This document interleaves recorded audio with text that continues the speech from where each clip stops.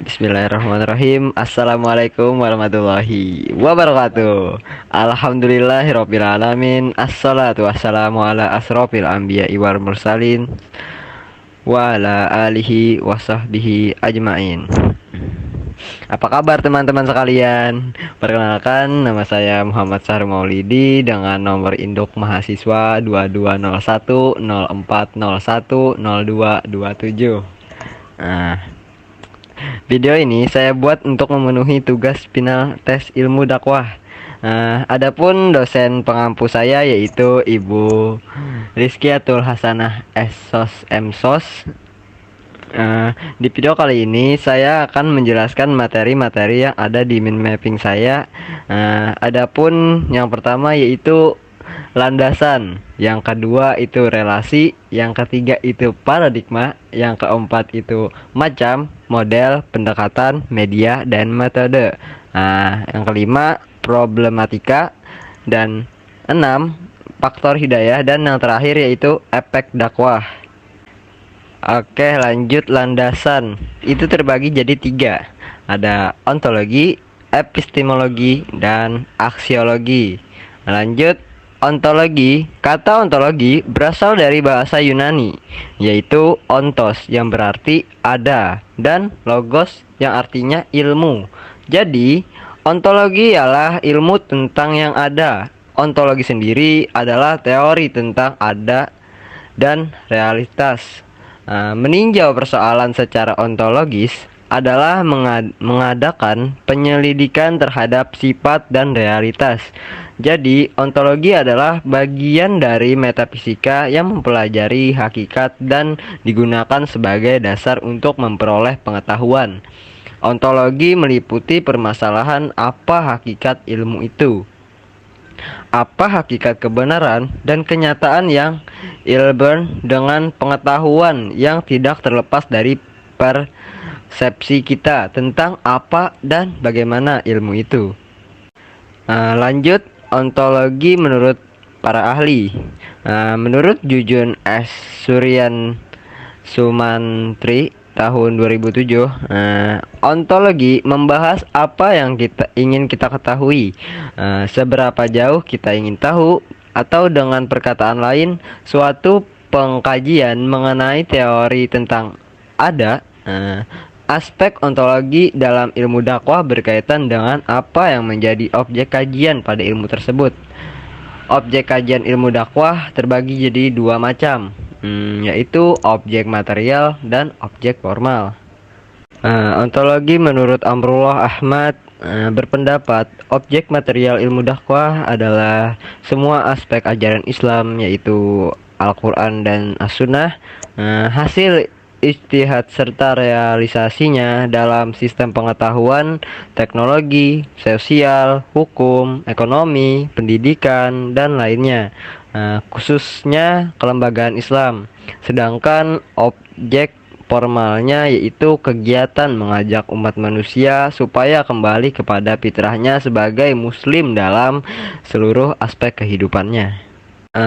Epistemologi adalah teori pengetahuan. Epistem sama dengan pengetahuan, logos sama dengan teori.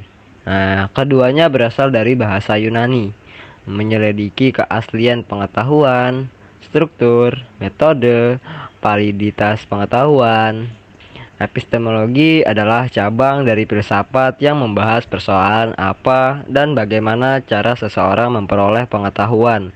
Merupakan bagian dari filsafat tentang refleksi manusia atas kenyataan yang menguraikan metode ilmiah sesuai dengan hakikat pengertian manusia. Mengenai epistemologi dakwah secara keilmuan, menyangkut yang berkenan dengan hakikat, landasan, batas-batas keilmuannya, termasuk di dalamnya pengetahuan ilmiah dan persoalan ilmiah yang dapat diuji, yang menjadi batasan tegas mainstream. Dasar dalam keilmuan dakwah di sini adalah dakwah sebagai kebenaran ilmu. Dalam bidang epistemologi terdapat tiga persoalan pokok, yaitu yang pertama, apakah sumber-sumber pengetahuan itu dari manakah pengetahuan yang benar-benar itu datang dan bagaimana kita mengetahui? Yang kedua, apakah sifat dasar pengetahuan itu? Apakah ada dunia yang benar-benar di luar pikiran kita? Jika ada, apakah kita dapat mengetahuinya? Dan yang ketiga, apakah pengetahuan kita itu benar atau valid? Bagaimanakah kita dapat membedakan yang benar dari yang salah? Jadi, yang dimaksud dengan epistemologi adalah cabang filsafat yang berkaitan dengan asal, sifat, karakter, dan jenis pengetahuan. Epistemologi meliputi sumber, sarana, dan tata cara menggunakan sarana untuk mencapai pengetahuan. Menurut Profesor Kunto, akal budi, pengalaman, atau kombinasi antara akal dan pengalaman merupakan sarana yang dimaksud dalam epistemologi seperti rasionalisme, empirisme, kritisme, positivisme, fenomenologi, dan berbagai variasinya. Aksiologi adalah cabang filsafat yang mempelajari cara-cara yang berbeda di mana sesuatu hal dapat baik atau buruk dan hubungan nilai dengan menilai di satu pihak dan dengan fakta eksistensi objektif di pihak lain. Aksiologi adalah perluasan dari cabang etika tradisional. Etika memusat perhatiannya pada nilai-nilai moral. Aksiologi memperluas diri dengan memusatkan perhatiannya pada semua jenis nilai. Nilai dalam etika tradisional diartikan sama dengan baik dan jahat.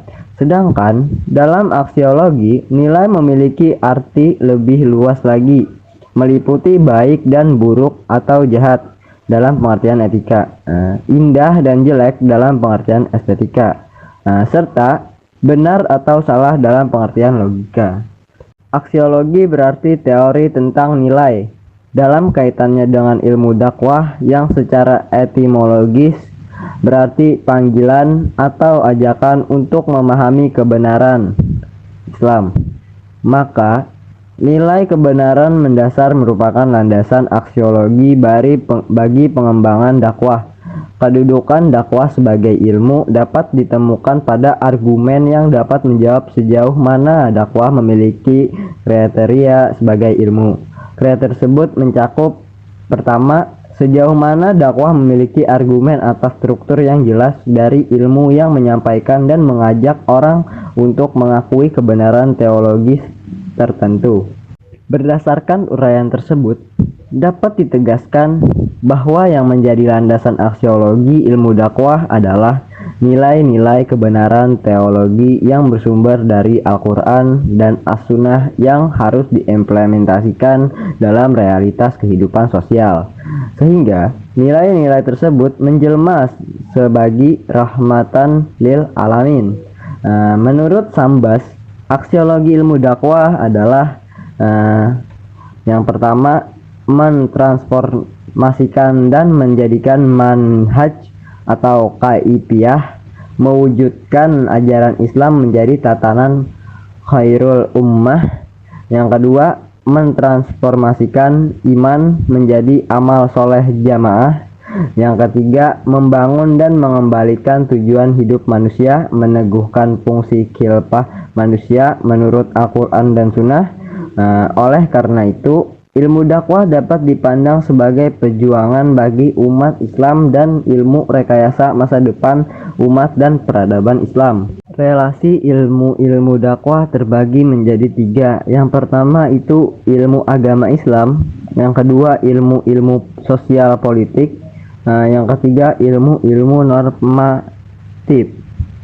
Relasi ilmu dakwah, ilmu agama Islam, ilmu dakwah yang menerangkan seluk-beluk dakwah Islamiyah atau penyampaian ajaran Islam kepada orang lain memiliki kaitan sangat erat dengan ilmu agama Islam, seperti tafsir, fikih, perbandingan agama, dan sebagainya. Dengan penggalian ajaran Islam melalui ilmu-ilmu ini, maka semakin dapat diketahui hal-hal yang berkaitan dengan dakwah baik dengan cara-cara dakwah, pengaruhnya terhadap sikap dan tingkah laku seseorang, media-media dakwah, dan masalah-masalah yang lain yang termasuk objek formal ilmu dakwah. Relasi ilmu dakwah, ilmu sosial politik. Ilmu-ilmu sosial ini menerangkan berbagai macam segi kehidupan individu dan sosial secara detail dan terinci. Oleh karena ilmu ini dapat membantu ilmu dakwah dalam memahami masyarakat tersebut.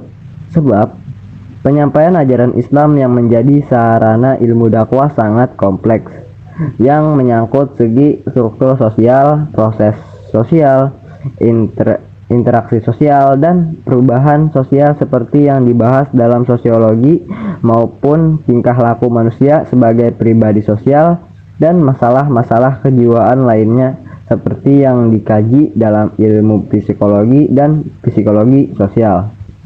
Ilmu dakwah, ilmu normatif. Yang dimaksud dengan ilmu-ilmu normatif ialah ilmu-ilmu yang membicarakan bagaimana seharusnya sesuatu itu, sebagai kebalikan dari ilmu-ilmu positif yang membicarakan suatu menurut apa adanya. Relasi ilmu dakwah, ilmu normatif, yang termasuk ilmu-ilmu normatif ialah antara lain terbagi jadi 5. Yang pertama, ilmu dakwah dan ilmu penelitian atau riset. Yang kedua, ilmu dakwah dan logika. Yang ketiga, ilmu dakwah dan bimbingan konseling. Yang keempat, ilmu dakwah dan ilmu retorika. Dan yang terakhir, yang kelima, ilmu dakwah dan komunikasi. Ilmu dakwah dan ilmu penelitian atau riset. Ilmu dakwah sangat memerlukan bantuan ilmu penelitian atau metode riset, baik untuk merumuskan dakwah sebagai ilmu maupun mengembangkannya lebih lanjut. Ilmu dakwah dan logika.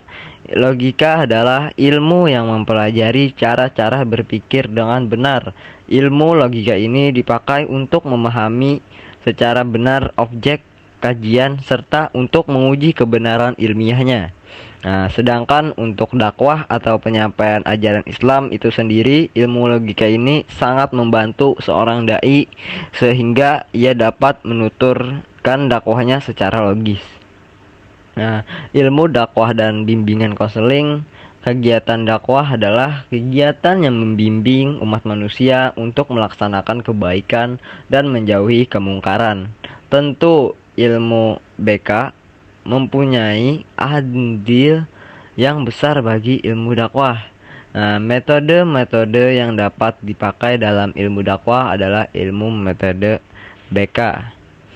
Ketika masyarakat mengalami guncangan batin, maka persoalan dapat diselesaikan melalui metode BK atau bimbingan konseling.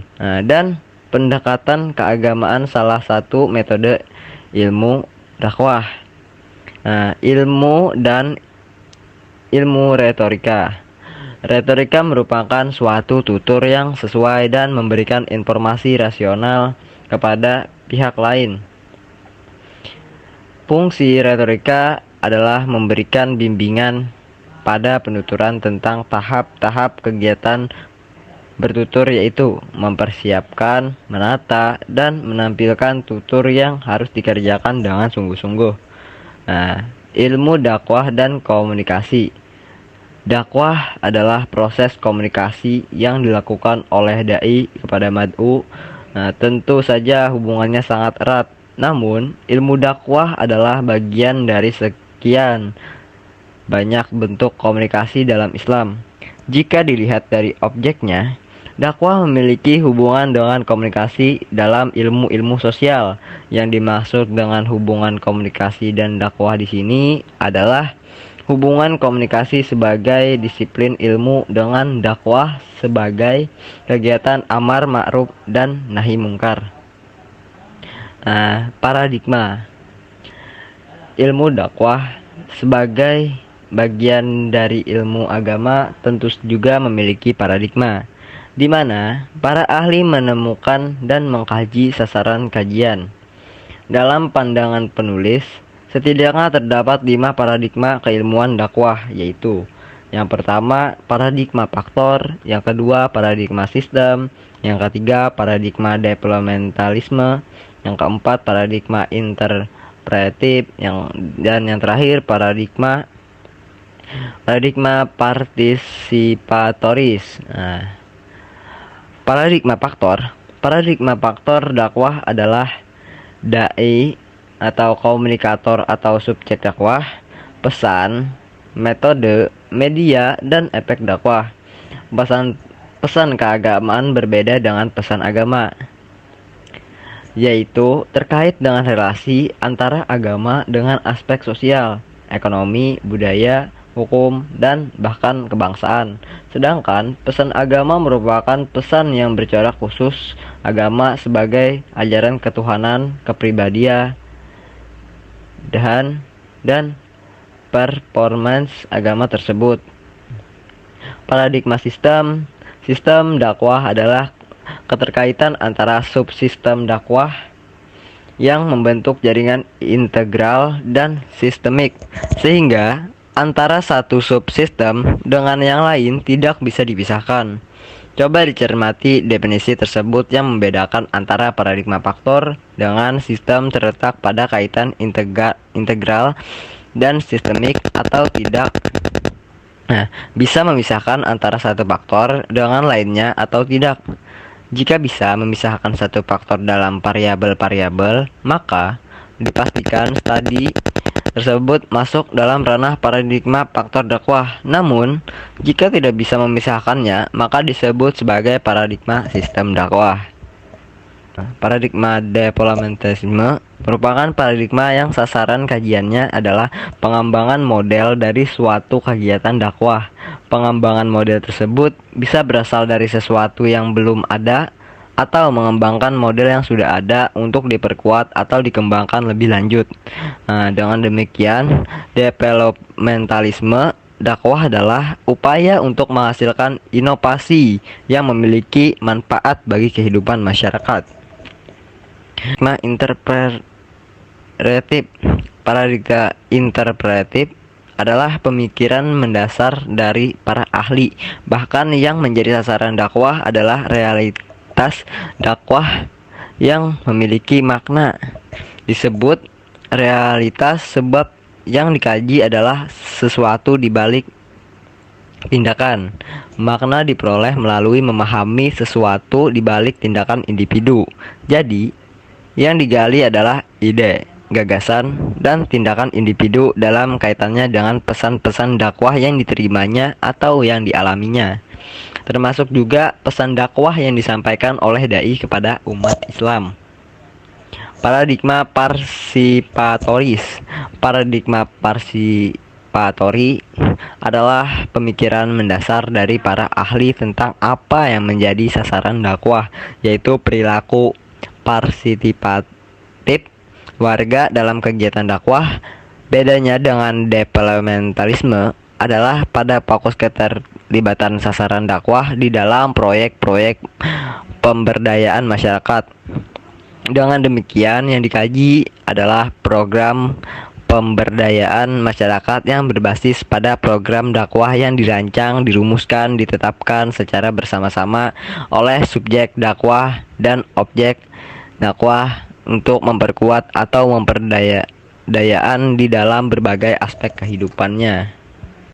Macam atau jenis. Jadi jenis dakwah dalam buku ilmu dakwah menurut Muh Ali Aziz ada 3 jenis bentuk, yaitu yang pertama dakwah bil lisan, dakwah yang disampaikan melalui lisan secara langsung. Yang kedua dakwah bil hal, dakwah yang dilakukan melalui perbuatan. Yang ketiga dakwah bil kalam, dakwah yang disampaikan melalui tulisan. Dakwah bil lisan termasuk sebagai dakwah yang kiranya banyak dilakukan dari zaman Nabi sampai zaman sekarang. Akan tetapi yang membedakan pada zaman milenial ini yaitu dakwah bil lisan sudah lebih modern karena media yang digunakan semakin banyak. Salah satu yang paling utama dan kiranya membantu mad'u apabila ingin hadir langsung di lokasi ceramah, kajian, diskusi, dan lainnya, yaitu media massa seperti contohnya internet, Facebook, YouTube, dan lainnya.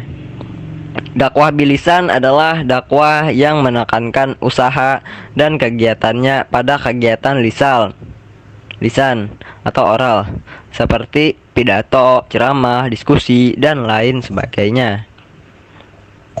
Dakwah bilhal adalah merupakan upaya penyampaian ajaran Islam kepada umat baik perorangan maupun kelompok dengan cara mencontohkan terlebih dahulu kepada jamaah dimanapun dia berdakwah.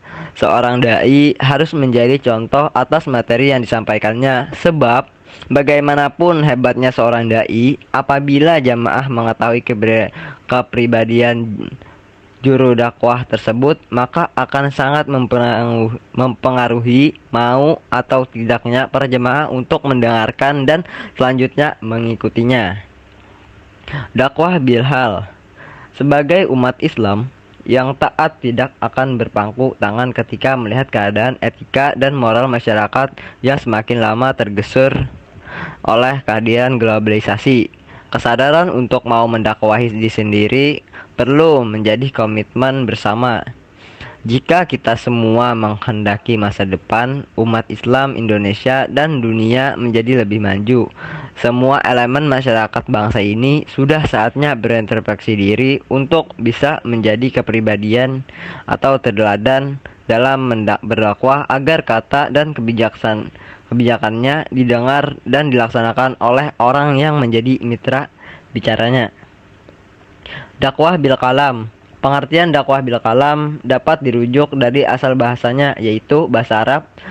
Dakwah bil kalam jika ditulis sesuai gramatikal bahasa Arab, maka akan ditulis ad-dakwah bil al-kalam. Terdiri dari dua kata, yaitu dawah dan kalam. Dakwah bil kalam yaitu suatu upaya menyeru manusia menggunakan cara yang bijaksana kepada jalan yang benar sesuai dengan perintah Allah Subhanahu wa taala melalui seni tulisan. Dakwah bil kalam. Dalam komunikasi dakwah melalui dakwah bil kalam, komunikator mengajak komunikan untuk tiga hal, yakni at-takrib atau memberi motivasi, at-takhid imbauan peringatan, al-iknabi al-fikroh memersuasi dengan pemikiran dan prinsip agama, sehingga pada akhirnya tercapai perubahan yang lebih baik pada diri mad'u atau komunikan. Misalnya, pemberian motivasi melalui tulisan yang memberikan kabar gembira tentang balasan Allah terhadap hambanya yang beriman, atau tulisan slap-help yang membangkitkan semangat pembacanya. Imbauan peringatan misalnya tentang pembahasan Allah SWT terhadap hambanya yang musyrik atau munafik. Memberi peringatan tentang kebiasaan masyarakat yang tidak sesuai dengan syariah dan sebagainya. Kemudian, ajakan untuk memersuasi dengan pemikiran dan prinsip agama, misalnya memberi pengetahuan keagamaan atau hal-hal yang bersifat baru tentang sesuatu yang masih minim diketahui oleh masyarakat. Namun hal tersebut menjadi penting untuk diketahui masyarakat karena tulisan bisa membentuk opini publik yang masif atau kuat dan massal atau melibatkan khalayak luas. Model dakwah. Jenis dakwah. Model merupakan representasi yang dituangkan dalam kata-kata atau gambaran dari serangkaian proses atau sistem, sehingga dapat menjelaskan rangkaian proses tersebut dengan rinci dan jelas. Adanya segala proses dari pembuatan model tersebut tidak dapat terlepas antara proses satu dengan proses yang lainnya, sehingga proses yang terjadi atau yang terjalin bersifat paralel, menjelaskan hubungan yang berkesinambungan. Model dakwah, jenis dakwah itu terbagi jadi tiga. Yang pertama itu kultural, memanfaatkan kegiatan dakwah kultural atau budaya, contohnya tuh kesenian. Yang kedua politik, suatu dakwah yang mengaitkan kebijakan pemerintah atau negara yang mengandung nilai Islam. Yang ketiga, ekonomi. Penerapan dalam ekonomi tentang keislaman. Pendekatan dakwah adalah titik tolak atau sudut pandang kita terhadap proses dakwah. Umumnya, penentuan pendekatan didasarkan pada mitra dakwah dan suasana yang melingkupinya. Menurut Jahuji Sirzid, mengutarakan 3 pendekatan dakwah, yaitu pendekatan budaya, pendekatan pendidikan, dan pendekatan psikologis. Pendekatan dakwah adalah cara-cara yang dilakukan oleh mubalik atau komunikator untuk mencapai suatu tujuan tertentu atas dasar hikmah dan kasih sayang. Dengan kata lain, pendekatan dakwah harus bertumpu pada suatu pandangan human oriented dengan menempatkan penghargaan yang mulia atas diri sendiri, menurut Toto Tasmara. Pendekatan yang terfokus pada mitra dakwah lainnya adalah dengan menggunakan bidang-bidang kehidupan sosial kemasyarakatan. Pendekatan dakwah model ini meliputi pendekatan sosial politik, pendekatan sosial budaya, pendekatan sosial ekonomi, dan pendekatan sosial psikologis. Semua pendekatan di atas bila disederhanakan dengan 2 pendekatan, yaitu pendekatan dakwah struktural dan pendekatan dakwah kultural. Pendekatan terdapat 2 pendekatan dakwah, yaitu pendekatan dakwah yang terpusat pada pendakwah dan pendekatan dakwah yang terpusat pada mitra dakwah. Pendekatan yang pertama terpusat pada pendakwah. Menurut unsur-unsur dakwah lainnya, menyesuaikan atau bekerja sesuai dengan kemampuan pendakwah. Pesan dakwah manakah yang mampu dikuasai pendakwah? Metode dakwah manakah yang mampu digunakan oleh para pendakwah? Media dakwah manakah yang mampu dimanfaatkan pendakwah? Pendekatan yang kedua terpusat pada mitra dakwah, memfokuskan unsur-unsur dakwah pada upaya penerimaan mitra dakwah. Media adalah sarana yang digunakan oleh dai untuk menyampaikan materi dakwah pada masa kehidupan Nabi Muhammad. Media yang paling banyak digunakan adalah media audiatif, yakni menyampaikan dakwah dengan lisan. Namun tidak boleh dilupakan bahwa sikap dan perilaku Nabi juga merupakan media dakwah secara visual, yaitu dapat dilihat dan ditiru objek dakwah. Dalam perkembangan selanjutnya, terdapat media-media dakwah yang efektif. Ada yang berupa media visual, audiatif, audiovisual, buku-buku, koran, radio, televisi, drama, dan sebagainya. Kemudian berkembang pula gagasan untuk menggunakan media dakwah melalui pemenuhan kebutuhan pokok manusia seperti sandang, pangan, papan, pendidikan, kesehatan, dan sebagainya.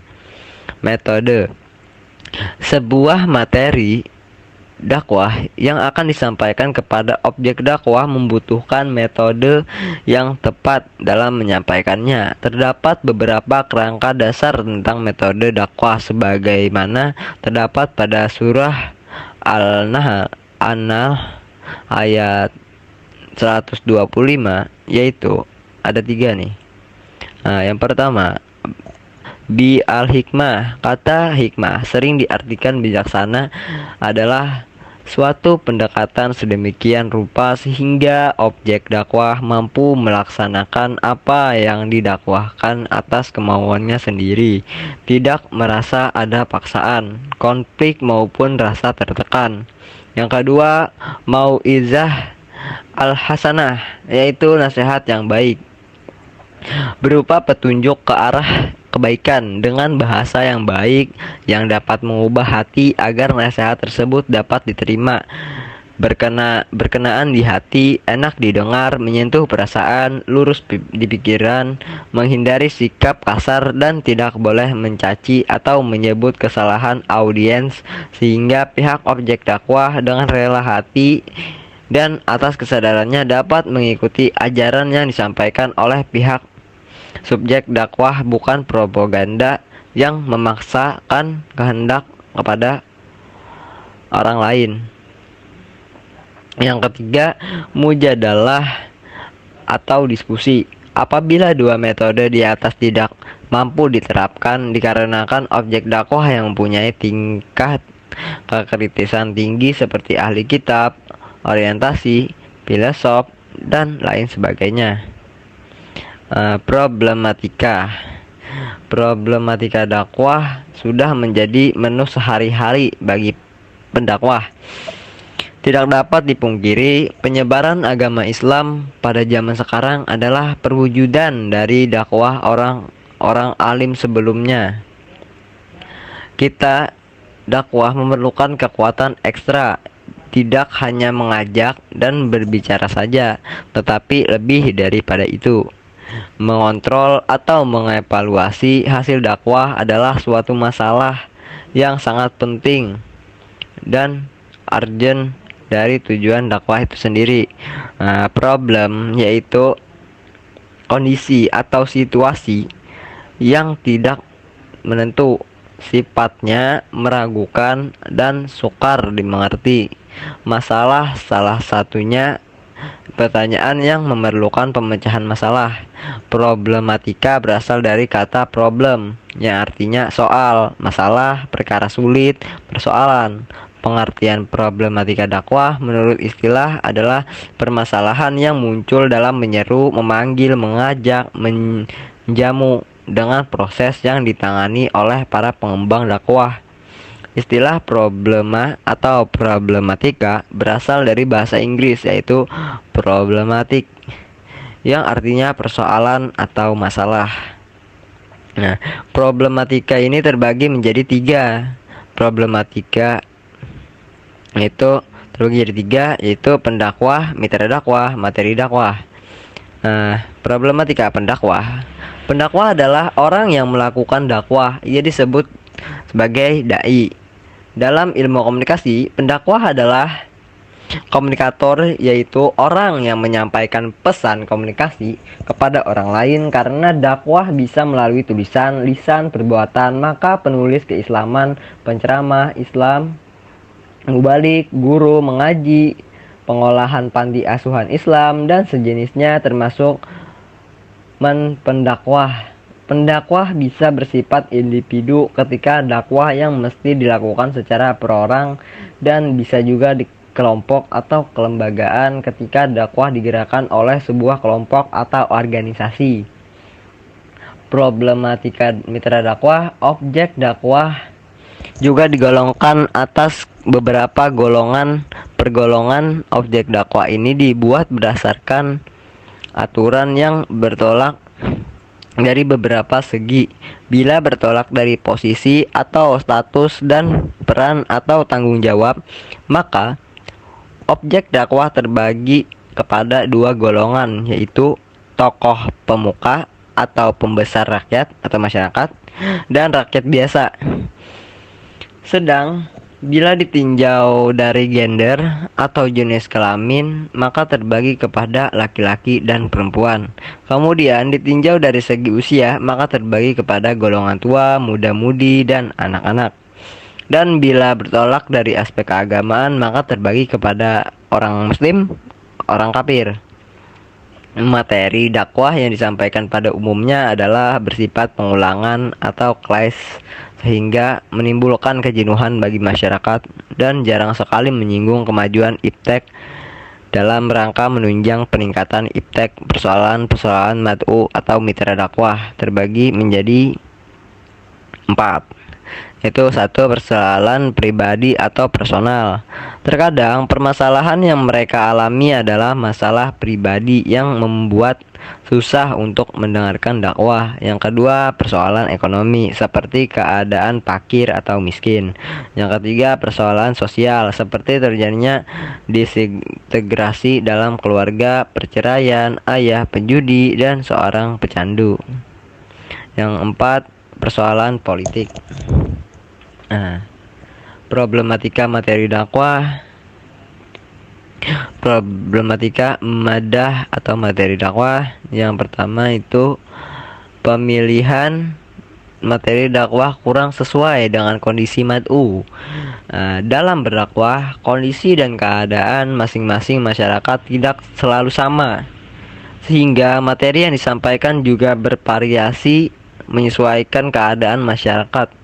Seorang juru dakwah atau dai harus mencari masalah yang dihadapi oleh masyarakat sekaligus memikirkan pemecahannya yang nantinya menjadi bahan pembicaraan dalam berdakwah. Jika tidak begitu, maka dakwah akan sulit untuk tersampaikan dan tidak mudah dipahami kepada mad'u sebagai sasaran dakwah. Yang kedua, tidak menggunakan retorika dengan benar. Dalam menyampaikan materi dakwah perlu menggunakan retorika, yakni gaya atau cara penyampaian yang variatif, tekanan suara, naik turun nada, pengalaan kalimat, hingga bunyi suara merupakan bagian dari retorika yang amat penting agar materi dakwah tidak terasa monoton dan ruwet sehingga membuat bosan penerima dakwah. Yang ketiga, menggunakan humor yang berlebihan. Humor memiliki daya tarik tersendiri bagi seorang dai karena mampu memberikan kesan positif terhadap keberlangsungan proses dakwah. Namun tidak sedikit dai yang menggunakan humor tapi kurang memperdulikan segi kepantasan. Misalnya, tidak boleh humor berdusta, tidak boleh mengandung celaan untuk orang lain, tidak mengeluarkan kata-kata kotor, sehingga pada intinya kuantitas humor tidak boleh berlebihan. Karena itu akan dapat menghilangkan inti dari pesan dakwah yang disampaikan. Yang terakhir, 4. Pengulangan materi dakwah. Materi dakwah yang disampaikan bersifat pengulangan atau kelas akan menimbulkan kejenuhan bagi masyarakat dan jarang sekali menyinggung kemajuan ilmu pengetahuan dan teknologi dalam rangka menunjang peningkatan iman dan takwa. Faktor hidayah. Kata hidayah berasal dari bahasa Arab. Hada, yahdi, hadian, hudan, hidayatan. Hidayah secara bahasa berarti petunjuk atau bimbingan. Secara istilah terminologi, hidayah ialah penjelasan dan petunjuk jalan yang akan menyampaikan kepada tujuan sehingga meraih kemenangan di sisi Allah. Menurut pendapat ahli tafsir, ada 2 hidayah. Yang pertama, hidayah sebagai petunjuk informatif, yaitu memberikan pemahaman tentang pesan Islam. Hidayah jenis ini ditunjukkan kepada masyarakat yang masih membutuhkan banyak informasi ajaran Islam. Yang kedua, hidayah sebagai petunjuk pembinaan. Dalam hal ini, masyarakat dibimbing dan digerakkan untuk menjalankan ajaran Islam. Macam-macam hidayah terbagi di sini ada 4. Yang pertama, hidayah umum. Hidayah umum diberikan oleh Allah SWT pada seluruh makhluknya. Yang kedua, hidayah bayan. Hidayah bayan merupakan suatu hidayah yang berupa penjelasan dan keterangan tentang jalan yang baik dan jalan yang buruk, serta jalan keselamatan dan jalan kebinasaan. Yang ketiga, hidayah taufik. Hidayah taufik merupakan suatu ilham dalam hati manusia untuk mengikuti jalan yang benar, dan kelapangan dada untuk menerima kebenaran serta memilihnya. Dan yang terakhir, hidayah nihayah atau puncak. Puncak dari suatu hidayah yaitu hidayah kepada surga dan neraka ketika penghuninya digiring kepadanya. Efek dakwah persuasif, yaitu dengan memengaruhi jiwa seseorang sehingga dapat membangkitkan kesadarannya untuk menerima dan melakukan suatu tindakan. Dakwah termasuk jenis cara yang persuasif. Dakwah persuasif memerlukan persiapan yang sungguh-sungguh, sebab persuasif mendasarkan usahanya pada segi-segi psikologis, dan yang ingin diraih adalah kesadaran seseorang untuk melaksanakan sesuatu. Oleh karena itu, dakwah persuasif harus dilakukan oleh orang-orang yang memang memiliki pengetahuan dan keahlian. Dakwah harus tetap dilakukan sekalipun berhadapan dengan orang yang kemungkinannya sangat kecil untuk berubah. Dakwah lebih dimaksimalkan jika menghadapi metode dakwah yang keras kepala. Jika dakwah persuasif dengan metode dakwah yang keras kepala, jika dakwah persuasif dengan metode ceramah, Pembicara dapat menggunakan alat-alat psikologis agar menghasilkan kesan yang mendalam. Macam-macam efek dakwah terbagi jadi 3. Nah, efek kognitif. Setelah menerima pesan dakwah, mitra dakwah akan menyerap isi dakwah tersebut melalui proses berpikir. Efek kognitif ini akan terjadi apabila ada perubahan pada apa yang diketahui, dipahami, dan dimengerti oleh mitra dakwah tentang ini pesan yang diterimanya. Yang kedua, efek afektif. Efek ini merupakan pengaruh dakwah berupa perubahan sikap mitra dakwah setelah menerima pesan dakwah. Sikap adalah sama dengan proses belajar dengan 3 variabel sebagai penunjangnya, yaitu perhatian, pengertian, dan penerimaan.